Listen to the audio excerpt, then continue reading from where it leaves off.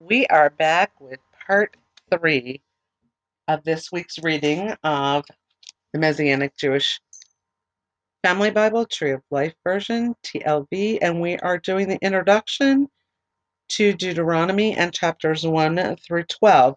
So we're going to begin chapter 2 now. Moses recalls wilderness journey. Then we turned and journeyed into the wilderness by the way to the Sea of Reeds. Just as Adonai told me, we went around the hill country of Seir for many days. Adonai spoke to me, saying, "You have gone around the hill country long enough. Turn to the north. Command the people, saying, 'You are about to cross into the territory of your relatives, the sons of Esau, who dwell in Seir. They will be afraid of you, so be very careful. Do not provoke them, for I will not give you any of their land, not even a footprint, because I have given the hill country of Seir to Esau as a possession. You are to buy food from them for money, so that you may eat, and you are also to buy water from them for money, so that you may drink. For Adonai your God has blessed you in all the work of your hand. He has known your wanderings through this great wilderness. These 40 years Adonai your God has been with you. You have lacked nothing." So we went on past our relatives, the sons of Esau, who dwell in Seir, and I'm saying Seir, and I'm going to spell it Seir, away from the way of the Arabah, from Elath and Ezion Geber. We turned and passed by the way of the wilderness of Moab. Adonai said to me, "Do not harass Moab or engage them in battle, for I will not give you any of his land for a possession, because I have given Ar, to the children of Lot for a possession. The Emim, it's Emim, used to live there, a great and numerous people as tall as the Anakim, the giants. Okay. These people also are considered Rephaim, like the Anakim, but the Moabites call them Emim. So the Rephaim, the Anakim, we're talking about the Canaanite giants. And of course, the Nephilim are the fallen ones.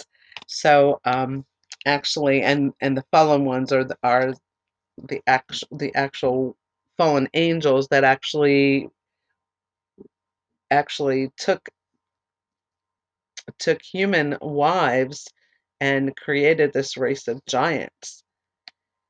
So obviously there were still giants in the land, because the spies saw them. So anyway, moving on with verse 12. Now the Horites used to live in Seir, but the sons of Esau drove them out and destroyed them from before themselves and settled in their place, just as Israel did to the land of its possession that Adonai gave to them. Now rise up and cross over the Wadi Zered. So we went over the Wadi Zered. So that's spelled Wadi and Zered. The time that we traveled from Kadesh Barnea until we crossed over the Wadi Zered was 38 years, until all the generations of the men of war from within the camp came to an end, as Adonai had sworn to them. Indeed, the hand of Adonai was against them, to destroy them from within the camp until they came to their end. Now when all the men of war had finished dying from among the people, Adonai spoke to me, saying, "Today you are about to cross the border of Moab at Ar. When you come opposite the sons of Ammon, do not harass or provoke them, for I will not give you any of the land of the sons of Ammon for a possession, because I have given it to the sons of Lot for a possession. That also is considered a land of Rephaim. Rephaim used to live there, but the Ammonites call them Zamzumim, a great and numerous people, as tall as the Anakim. But Adonai destroyed them from before them, and the Ammonites dispossessed them and settled in their places. It was just as Adonai did for the sons of Esau, who dwell in Seir, when he destroyed the Horites before them. They drove them out and settled in their place, even to this day. As for the Avim, Avvim, who lived in villages as far as Gaza, the Kephtorim, who came from Crete, destroyed them and settled in their place. The next section is entitled Defeat of Sihon and Og. Rise up and journey on and cross over the Wadi Arnon. See, I have handed over Sihon, the Amorite king of Heshbon, and his land. Begin to possess it. Engage him in battle. This very day I will begin to put the dread and fear of you upon the peoples everywhere under heaven. When they hear the report about you, they will tremble and twist in anguish because of you.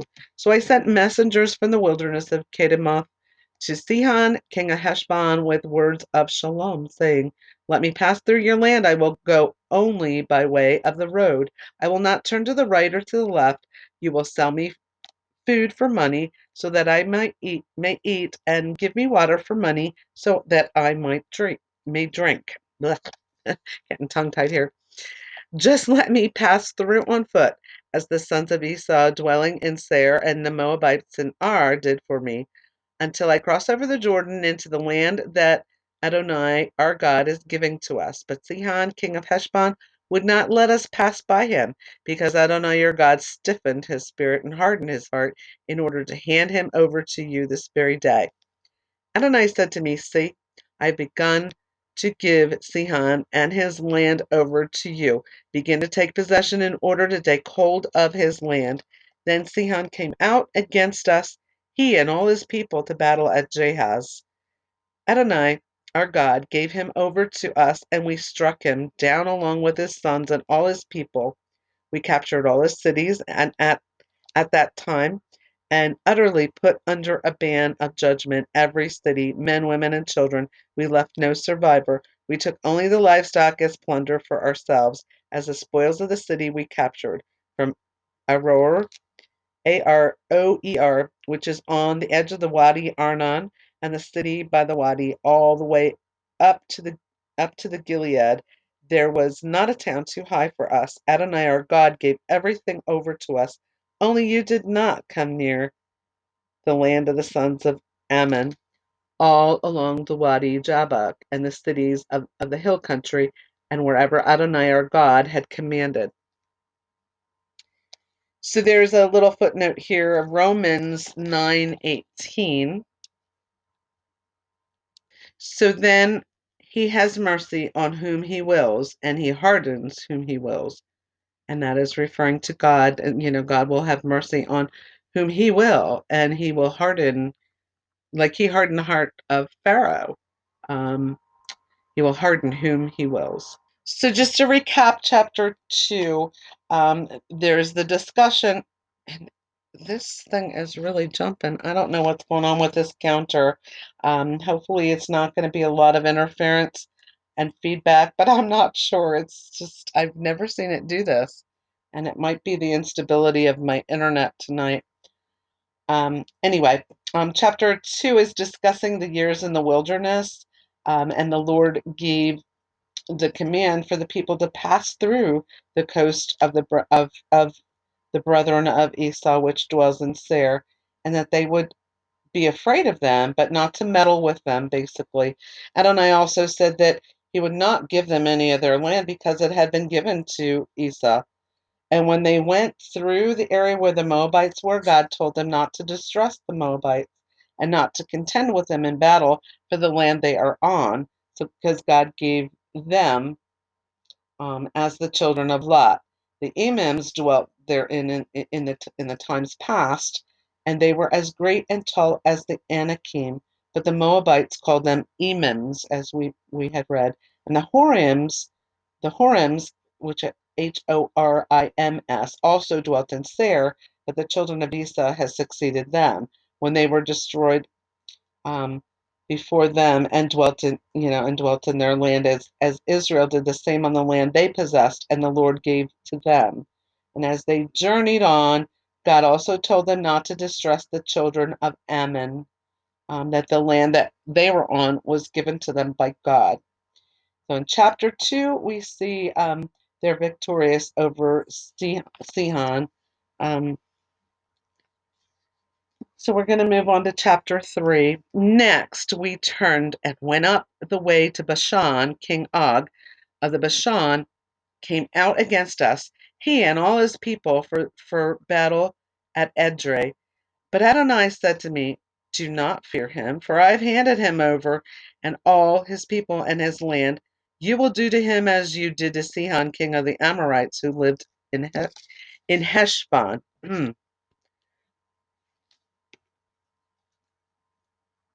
I'm sorry, I had to clear my voice again. I'm losing my voice tonight. Just one of those things. So Adonai our God also handed over King Og of the Bashan and all his people, and we struck him down until no survivor was left. We captured all his cities at that time. There was not a town that we did not take from them, 60 cities, the whole region of Argob, the kingdom of Og in the Bashan. All these were cities fortified with high walls, gates, and bars, in addition to a great many unwalled towns. We utterly destroyed them, just as we did to Sihon, king of Heshbon, utterly destroying every city, men, women, and children. But all the livestock and the spoils of the cities we took as plunder for ourselves. So at that time we took from the hand of the 2 kings of the Amorites the land across the Jordan from the Wadi Arnon to Mount Hermon. Sidonians call Hermon Surion, and the Amorites call it Sinir. And Surion is Sirion, and Sinir is Senir. We took all the cities of the plain and all the Gilead and all the Bashan, as far as Selkah and Edrei, cities of the kingdom of Og in the Bashan. For only King Og of the Bashan survived from the remnant of the Rephaim. In fact, his bed was made of iron. It is not in Rabbah of the Ammonites. 9 cubits was its length, and 4 cubits its width, according to the cubit of a man. So that's how large he was. He was a giant. Okay. The next section is called, the second part of chapter 3 is called Possession East of Jordan. This is important to know because there's going to be some tribes that decide to stay east of Jordan, and we're going to learn that in the future. This land we took in possession at that time was Aroer by the Wadi Arnon, and half the hill country of the Gilead and its cities I gave to the Reubenites and Gadites. That's right, we have discussed this. And also the half tribe of Manasseh. So the Reuben, Gad, and Manasseh are actually have asked to stay east of the Jordan, but they agreed to go with the rest of Bani Israel until everybody was settled in the land that God promised them in Canaan. So the rest of Gilead and all of the Bashan, the kingdom of Og, I gave to the half tribe of Manasseh. All the region of the Argob, all the Bashan is called the land of Rephaim.